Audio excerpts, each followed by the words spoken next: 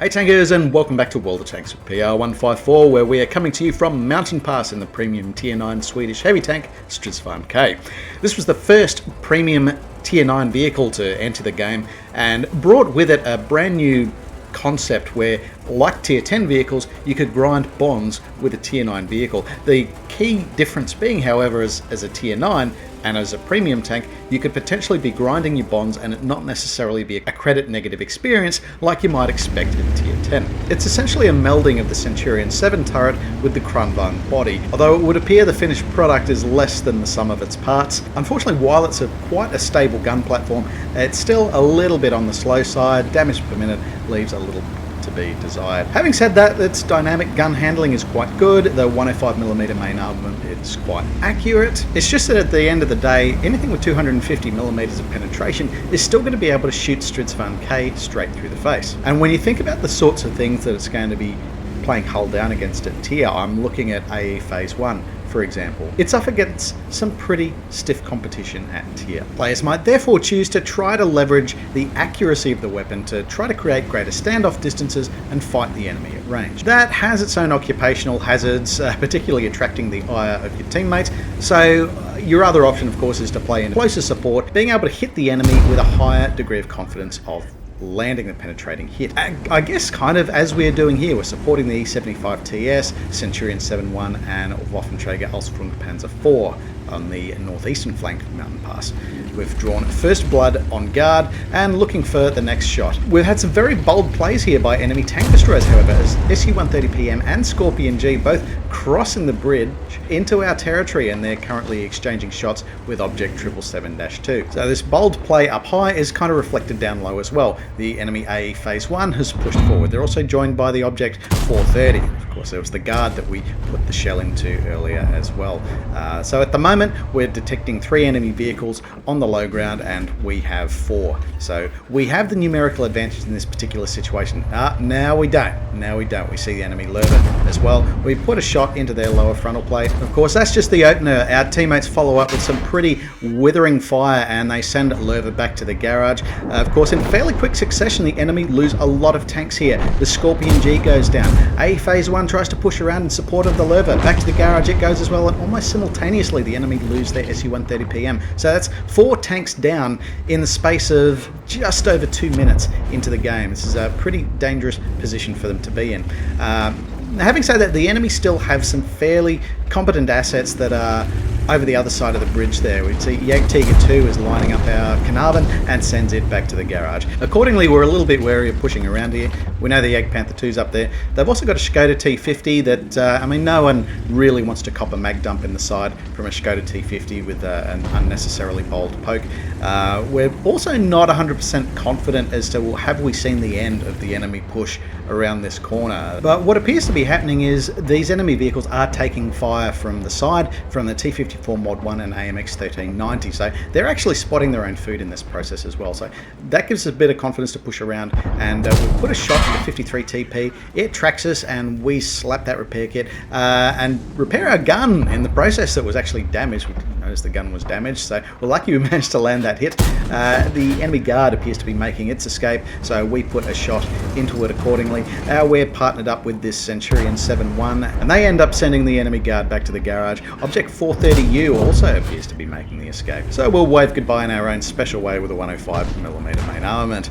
The situation on the bridge is still remaining fairly static. We've got the T26E4 Super Pershing that's a bit of a subject of artillery there, paired up with Object 777-2. They're facing off against Skoda T50 and Jagdpanther 2 that ends up knocking out Super Pershing. Our little group on the northeastern flank decides to cross no man's land with Centurion 7.1 leading the charge against a low hit point 53 TP, but low hit point still has a gun and they end up knocking out the Centurion 7.1 accordingly. We round the corner. Object 430 appears to be playing from the top side, so we'll put a shot into it. Just as we do that, Waffenträger Panzer IV crosses in behind us. They knock out the one-shottable 53 TP. The This just leaves Object 430 on this flank, and we end up servicing that vehicle accordingly.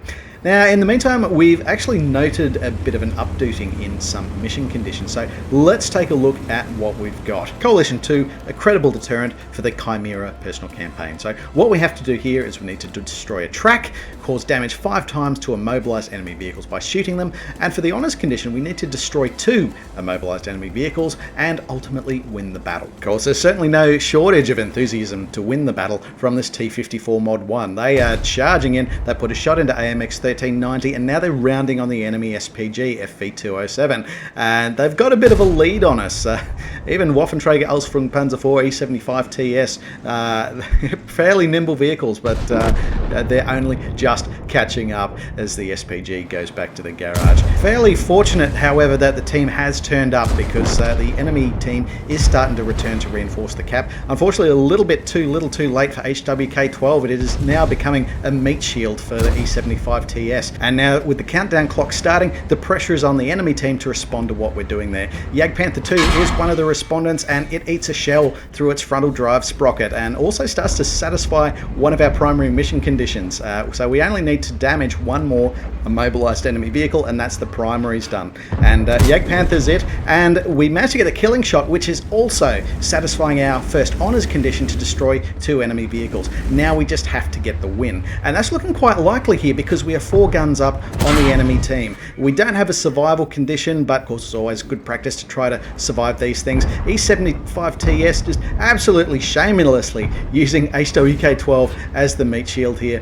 AMX 1390 copping another shot from us. At this point in time, our attention is drawn to T95, who under these circumstances can quite often be a bit of a party pooper, but it's suffered quite a few penetrating hits, and 1 more to the cupola sends it back to the garage for our kill number 3. E75 TS also knocking out AMX 1390. This just leaves Astron Rex on this particular flank, and the T-54 Mod 1 does not want to be left out. It does an epic power slide down the slope and knocks out the one-shottable Astron Rex.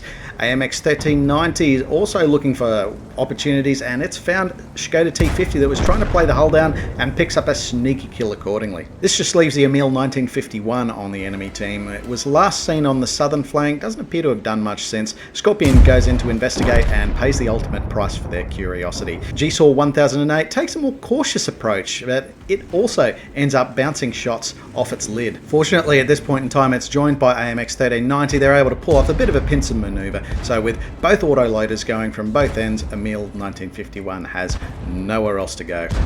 Better call the garage and put the kettle on, because they're back there in fairly short order. So that's a win for us. That satisfied the last of the honours conditions here for Coalition 2.2. Let's take a look at the results. So despite a 7k combined result, that was still a level 1 mastery badge. We came away with nearly 4,400 hit points of damage, and that accounted for at least 20% of the total hit point pool of the enemy team, earning us the high caliber medal. These hits were applied to quite a lot of different enemy vehicles. That had earned us the Confederate medal, where you need to hit more enemy vehicles than any other player on the team. Needs to be at least 6. In this case, we've damaged 9 different enemy vehicles. There's a fair bit of blockage as well, 1,500 blocked and 1,155 assist as well, which could have been by spotting, could have also been by tracking, as we were doing a few tracking shots, particularly towards the end there when it looked like we were going to come away with a mission this time. We've also picked up the Duelist medal for destroying at least 2 enemy vehicles that had caused damage to us in turn. Having a look to the team scores, we had placed top on experience, and that was followed by all 3 vehicles that were playing our flank: T-54 first prototype, E75 TS and Waffenträger. They were just absolutely fantastic wingmates to have as we carved our way up that northeastern flank. Special mention on the enemy team to the Astron Rex, pulling 4.2k damage from bottom tiered. They were also aided by Jagdpanther 2 with 3,200 hit points of damage accrued. Emil 1951, although we didn't see very much of it that game, they were also making their own set of contributions to their team. Having a look to the detailed report, this one was quite profitable. We were paid out 40k as a function of completing Coalition 2.2 with honours, so ultimately a 100k battle for us. This was aided by not having spent anything on consumables, and we weren't really dragging the premium ammunition out either. And arguably, other than shooting at the T-95, the targets downrange of us didn't really warrant it. I would also argue fairly efficient shooting also contributed to this. We took 15 shots, we landed 15 shots and penetrated 13 out of the 15.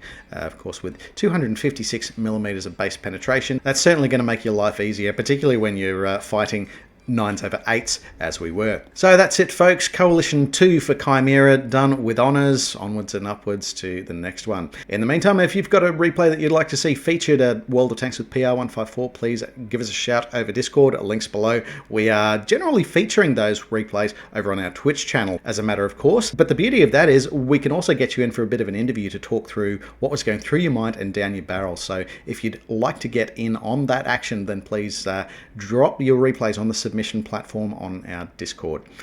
In the meantime, happy tanking and take care out there.